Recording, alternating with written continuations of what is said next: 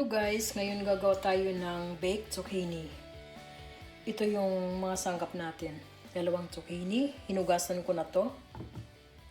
5 mushrooms, isang sibuyas, pepper, salt, and fresh cheese.